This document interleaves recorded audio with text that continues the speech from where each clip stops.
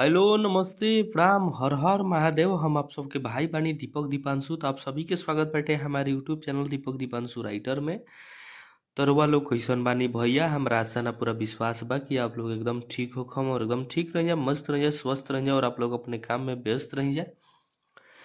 तो चली भैया, आज हमरो सब खातिर बहुत एगो जबरदस्त बढ़िया होली के गाना लेकर के आइल बानी। होली सॉन्ग बाटे, देवर भौजाई के मैटर बा, तर्ज बा भूगोल देवरा प्रमोद प्रेमी भैया के धुन पर ही गाना लेकर गइल बानी। होली के गाना बाटे, बहुत एकदम जबरदस्त प्यारा सा गाना बा।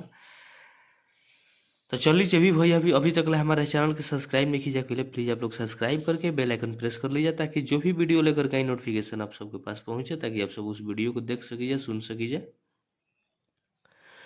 और गा सकीजा। और आप लोग पूरा वीडियो में बनल रही जा, पूरा फुल सॉन्ग बाटे, आप लोग ध्यान से देखब जा, ध्यान से सुनब जा, तो मैटर समझ में आई।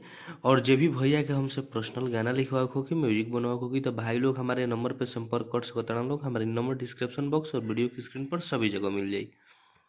तो चलिए आप सबके बता दी कि सिंगल सॉन्ग बाटे, तर्ज बा भूगोल देवरा प्रमोद प्रेमी भैया के धुन पर ही गाना बाटे, होली के गाना बा, देवर भौजाई के मैटर बा। तो चलिए आप सबके ज़्यादा समय ना लेते हो, मुखड़ा के डमी के सुनावत नहीं।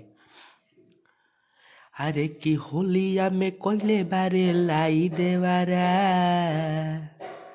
कि होलिया में कोइले बारे लाई देवारा, होलिया में कोइले बारे लाई देवारा, हमार अंग तनहुड़ी के गोलाई देवारा, कि हमार अंग तनहुड़ी के गोलाई देवारा, जुबाना के कहे रसमलाई देवारा, जुबाना के कहे रसमलाई देवारा, हमार अंग तनहुड़ी के गोलाई देवारा, कि हमार रंग तनहुड़ी के गोलाई देवारा।